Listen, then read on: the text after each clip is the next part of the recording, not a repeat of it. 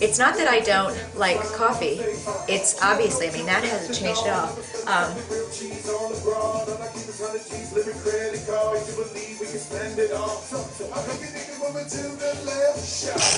Sorry. Allergies have been really bad lately. I love coffee just as much as ever. I don't have, this is not a stance against coffee. I don't have a stance